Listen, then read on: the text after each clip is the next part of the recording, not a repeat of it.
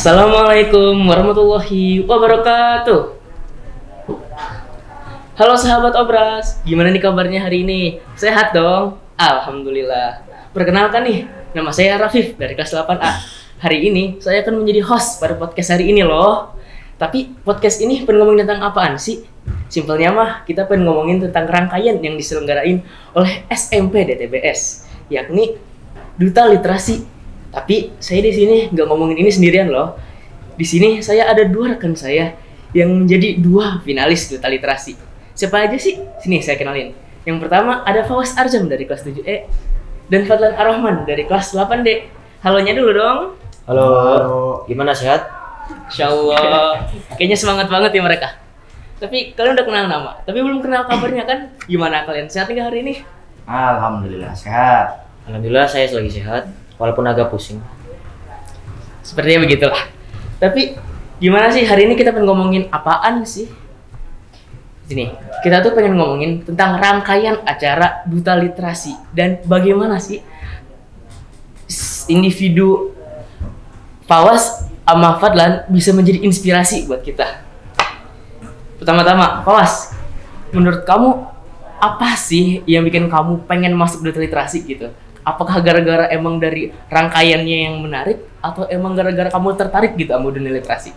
Oh, kalau saya mungkin sebagian besar yang masuk Duta Literasi itu karena mereka emang udah dari awalnya suka baca buku gitu. Tapi kalau saya mungkin ya sedikit beda, karena saya tuh emang nggak ada latar belakang yang benar-benar suka sama buku. Jadi saya tuh bisa masuk Duta Literasi karena suatu hari saat project itu ada salah satu sivitas pendamping yang menawarkan kepada saya mau ikut Duta Literasi atau enggak nih. Nah terus ya saya awalnya juga kurang tahu apa sih itu Duta Literasi. Jadi saya nanya-nanya ke beliau. Terus ya beliau menjelaskan apa saja kelebihannya, keuntungannya kalau misal kamu itu jadi Duta Literasi. Terus saya mikir-mikir mungkin seru juga nih. Jadi saya masuk aja gitu. Dan sekarang ya alhamdulillah kegiatannya benar-benar seru di luar ekspektasi saya yang awal saya daftar dari Duta Literasi. Jadi tertarik gitu gara-gara ajakan dari Civitas dan dijelasin gitu intinya gitu kayak ini tuh inspirasinya bisa jadi apa nih? Iya. Weh, kalau menurut Fadlan gimana? Jadi awal mula saya ikut Duta Literasi itu dari kelas 7 sih saya pengen ikut. Tapi karena kelas 7 saya belum punya keberanian untuk ikut Duta Literasi. Saya menolak untuk ikut dari ajakan siapa gitu, kalau nggak salah Bu Ririn ya. Bu Ririn nawarkan saya untuk ikut Duta Literasi pas kelas 7. Tapi saya tolak. Tapi pas kelas 8 saya punya niatan lagi buat ikut Duta Literasi dengan tekad yang lebih kuat. Kenapa? Karena saya ingin mendapatkan prestasi dari Duta Literasi untuk membahagiakan orang tua saya. Soalnya orang tua saya lagi agak susah sekarang kondisi ekonominya. Dan insya Allah dengan prestasi itu saya memudahkan untuk saya untuk masuk sekolah lanjutan di Turki ya. Mudah-mudahan bisa ya masuk ke sekolah Turki ya. Jadi gitu. Jadi awalnya tuh udah ada motivasi, cuman belum ada pede gitu. Ya belum pede. Semenjak masuk kelas 8 jadi aku udah punya pede yang baru nih. Jadi udah siap gitu ngelakuin semua yang dari Duta Literasi. Betul. Terus menurut kalian awal masuk Duta Literasi itu kayak gimana sih? Apakah berat gitu buat ngelakuin aktivitasnya atau gimana? Ringan sih, nggak terlalu berat. Persiapan kesonanya nggak ribet, bawa bajunya dikit, bawa perlengkapannya dikit. Terus di sono yang awalnya pengen sorenya habis sholat asar pengen post to post, tapi nggak jadi gara-gara hujan, dan itu mempermudah aktivitas di villanya itu. Jadi makanya sore di villanya itu kita langsung latihan buat drama nanti malam. Oh, jadi menurut kamu tuh ringan gitu gara-gara nggak bawa banyak barang gitu kan? Kalau menurut Fawas gimana? Kalau menurut saya sih mungkin ya ada yang bagian mudahnya, tapi ada bagian yang beratnya juga. Kalau bagian berat dari saya itu gimana cara ngatur waktu biar, soalnya kan saya juga ngikut organisasi yang lain. Jadi kadang itu tabrakan sama jadwal kegiatan Duta Literasi. Mungkin itu aja sih yang bikin agak berat sama Duta Literasi. Jadi gara-gara tabrakan jadi pusing gitu mikirin apa yang ini gitu. Iya benar.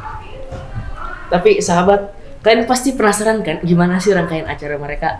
Nih, saya ada nih cuplikan salah satu rangkaian kegiatan Duta Literasi, yakni Camp Literasi. Nih, Mari saya tunjukin. Selamat menyaksikan.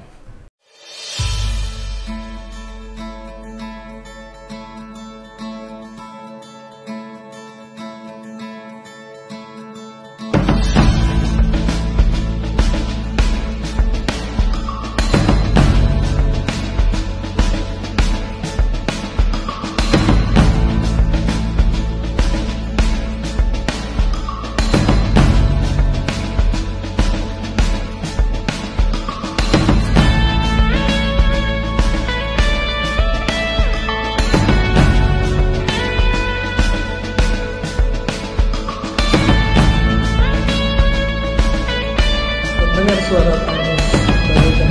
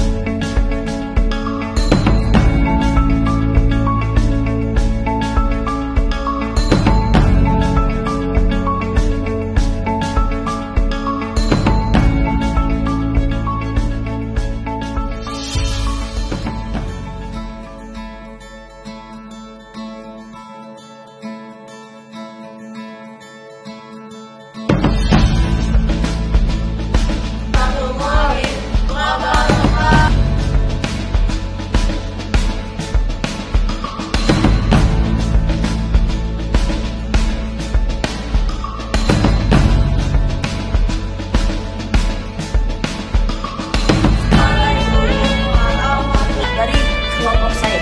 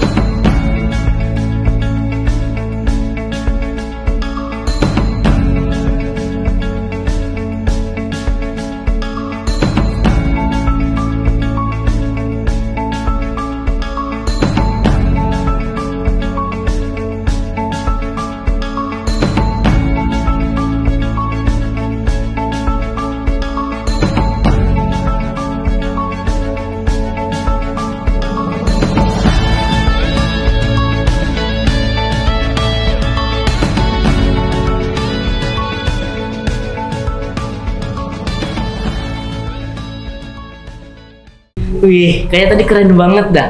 Pas lagi bagian pose to pose-nya, apalagi pas bagian drama malamnya, asik banget kayaknya tuh rame. Terus, nih buat Fadlan nih, Ya. menurut kamu apa sih yang bikin kamu berkesan gitu mengikuti duta literasi? Apakah cuma sekedar gini gitu atau ada yang nempel gitu ke hati? Jadi pas camp literasinya itu yang paling berkesan tuh kegiatannya bagi saya itu pas lagi camp literasinya itu. Pengen tahu alasannya? Ya karena saya sendiri sebagai aktor utama di drama malam itu. Saya berperan sebagai koruptor minyak atau pengoplos minyak di PT Pertamina. Masih ingat Kak? Masih. Masih. Terus ditemani oleh Pawas yang menjadi protestar gitu. Jadi saya yang awalnya korupsi nggak ketahuan atau ngoplos minyak nggak ketahuan, tapi gara-gara mereka protes sebagai aktivis sama mereka ngelapor ke Hakim Rapid. Makanya saya ketahuan dan saya malah dipecat sama di penjara gitu. Makanya itu yang paling berkesan sama saya dan bisa menghibur orang lain juga. Dan itu yang membuat saya bahagia. Jadi yang bikin kamu berkesan itu aku tuh jadi main karakter di cerita ini. Ya, Tapi bukan main karakter yang bagus, yang buruk tapi. ya Pak, ya nggak apa-apa itu. Justru itu memberikan pelajaran agar tidak menjadi yang buruk. Ya udahlah nggak apa-apa. Tapi buat Fawas menurut kamu gimana? Kalau menurut saya sih sama juga kayak Kak Fadlan. Jadi emang yang paling menarik itu pas camping duta literasinya. Soalnya di situ juga bukan sekedar kita itu bukan cuma main-main. Jadi ada kegiatan yang benar-benar ada waktu saat kita untuk serius. Jadi dan juga yang paling menginspirasi bagi saya itu kata-kata dari seluruh sivitas literasi yang emang nyampe sekarang pun masih melekat dalam diri saya. Jadi benar-benar menginspirasi lah. Nggak bisa diungkapkan sama kata-kata doang gitu. Jadi hati kamu tuh move on gara-gara orang Iya. lain gitu. Iya benar. Terus menurut kalian tuh, lah pause dulu lah sekarang. Kasihan Fatlan dari tadi. Kamu kan masuk duta literasi. Ya. Orang-orang di lingkungan kamu tuh kayak ada respon-respon yang aneh nggak atau yang unik gitu menurut kamu? Mungkin kalau respon teman-teman sih ya biasa aja. Tapi kalau respon dari misal wali kelas atau enggak guru mata pelajaran yang lain itu ya alhamdulillah beliau semua nyemangatin gitu. Jadi di dalam diri saya tuh yang awalnya paling biasa doang ngikutin kegiatan duta literasi ini, terus dengan adanya motivasi dari guru-guru ya saya makin semangat gitu loh, makin semangat kalau bismillah semoga bisa masuk ke 10 besar duta literasi. Ayo berarti yang guru-guru kayak gini. Masya Allah, kamu masih bisa masuk 10 besar, alhamdulillah gitu. Tapi kalau teman-teman kalian di kelas kamu kayak kamu masuk 10 besar, ya udah gitu. Iya, bisa dulu. Kalau Fatlan gimana nih? Kalau reaksi teman-teman yang di kelas saya itu biasa aja sih. Bahkan dari wali kelas juga biasa aja. Karena ya wali kelasnya juga udah tahu kalau saya duta literasi ya. Jadi nggak nanya atau ngasih ini apapun lah. Tapi setelah saya ngasih tahu orang tua saya lumayan senang lah, alhamdulillah. Dan mendoakan saya biar bisa lebih semangat lagi buat ngikutin kegiatan gitu. Dan saya juga dari orang tua saya jadi semangat gitu buat ngikutin literasi lagi gitu. Walaupun jiwa literasi saya sebelumnya padam karena malas baca buku, melihat buku yang tebel-tebel. Berarti orang tua kamu tuh suportif gitu dengan apa yang kamu lakuin sekarang? Ya betul. Alhamdulillah. Terus Was nih, aku ada lagi nih buat kamu. Menurut kamu tuh di hati kamu udah ada ekspektasi nggak sih masuk 10 besar gitu? Kalau ekspektasi sih nggak ada, sama sekali nggak ada ekspektasi. Nggak ada ekspektasi. Nggak ada sama sekali mau masuk ekspektasi 10 besar di duta literasi. Soalnya juga ya tadi yang saya bilang di awal itu, saya itu orangnya itu bukan tipe orang yang suka baca buku gitu. Jadi saya masuk duta literasi ini juga istilahnya sebagai pembalasan gitu. Soalnya di SD juga saya itu organisasi yang ada di sekolah SD benar-benar minim sekali. Jadi pas di SMP ini karena banyak organisasi, jadi ya saya cobain lah gitu satu-satu biar saya tahu, banyak juga pengalaman yang didapat.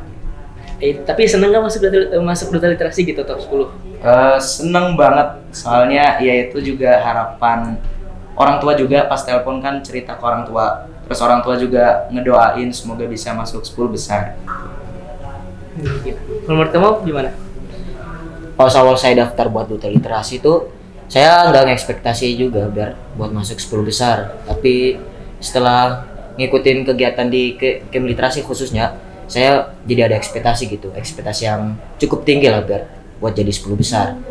Tapi alhamdulillah setelah menunggu waktu yang cukup lama, alhamdulillah saya malah terpilih jadi 10 besar. Dan orang tua saya ternyata senang juga gitu setelah saya kasih tahu pas kemarin liburan Idul Adha.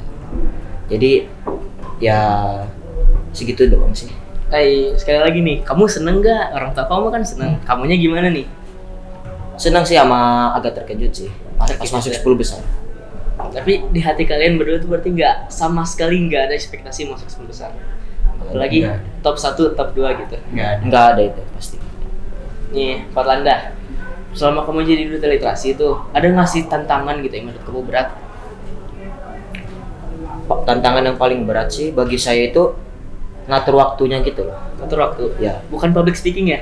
public speaking juga lumayan berat tapi lebih berat ngatur waktu. Ngatur waktunya ya. Saya kadang soalnya pas siang itu tidur siang atau enggak ngerapiin lemari, tapi setelah ada dari kegiatan dari duta literasi saya jadi lebih sibuk gitu. Jadi saya jarang tidur siang sekarang. Makanya mata saya agak hitam dikit sekarang. Kalau kawas gimana?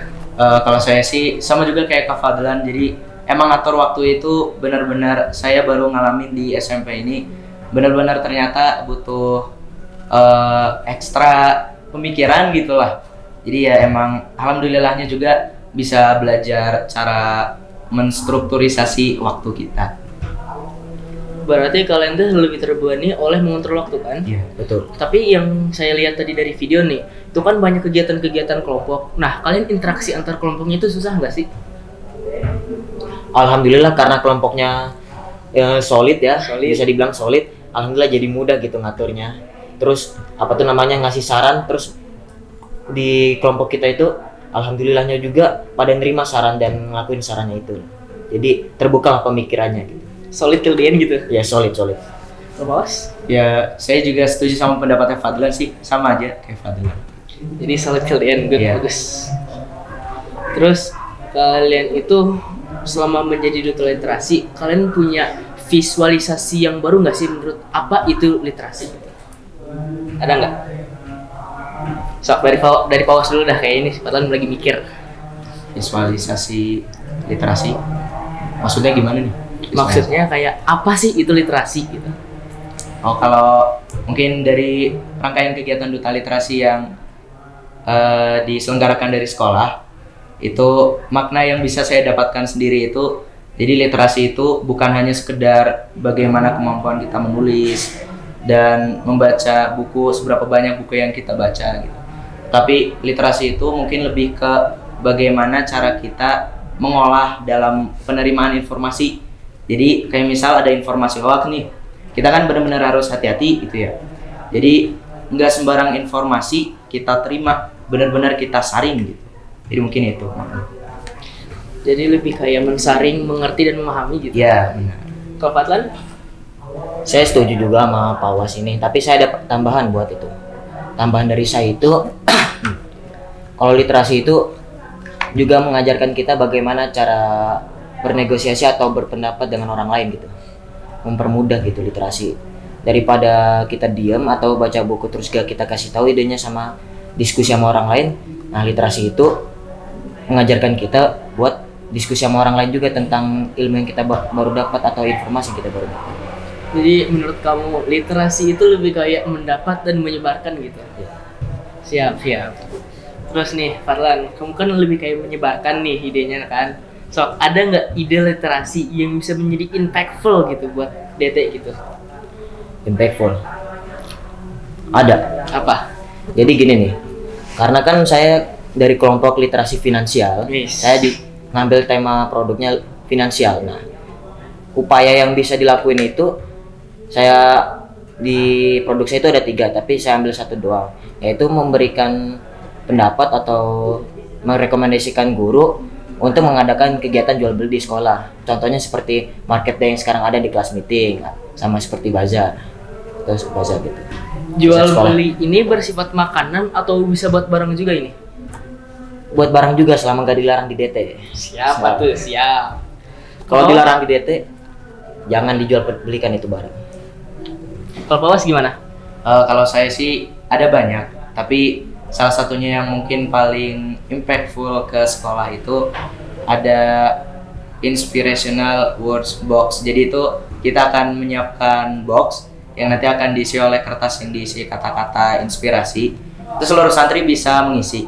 Jadi dari kegiatan itu mungkin bisa melatih pola pikir santri dan mungkin hati nurani santrinya sendiri, dan juga bisa melatih kemampuan menulis. Dan mungkin ke kata-kata yang benar-benar menginspirasi itu pada apel literasi minggu-minggu selanjutnya bisa disampaikan gitu. Sehingga bisa menginspirasi entah itu dari Civitas maupun untuk kami ke santri kembali gitu. Yang buat nanti yang nulis itu bakal ada nama santrinya nggak yang buat atau bebas gitu?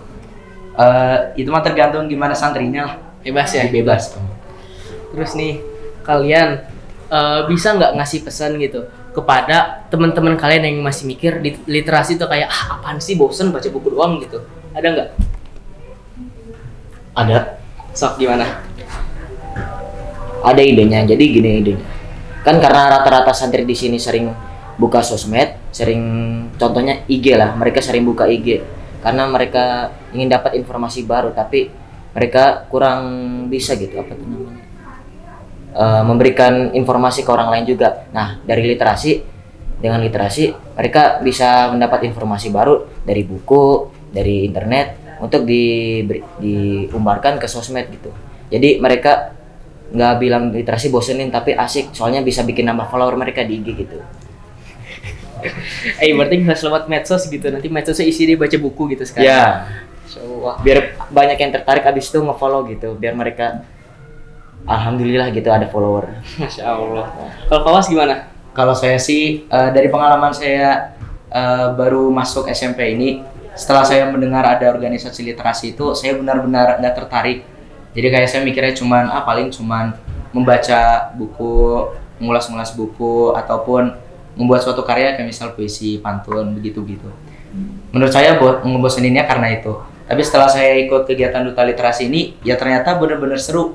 Karena ada pematerian, misal kayak public speaking, yang diundang dari luar sekolah, itu benar-benar seru banget. Terus kegiatan camp literasi itu benar-benar kegiatan yang nggak bisa terlupakan gitu lah. Mungkin itu sih. Berarti gara-gara habis belajar public speaking udah jago dong sekarang? Ya, alhamdulillah sedikit terasa. Alhamdulillah. Ini astagfirullahaladzim, udah nggak terus jam segini aja ya. Kayaknya ntar lagi waktu persiapan dah. Ya, Bener tuh. Ntar lagi ya. Ya udahlah, sahabat, maaf ya udah jam segini kayaknya udah telat buat kita. Makasih ya sudah mendengarkan. Tune in ya buat podcast selanjutnya. Saya Rafif sebagai host podcast hari ini izin mengundurkan diri. Wassalamualaikum warahmatullahi wabarakatuh.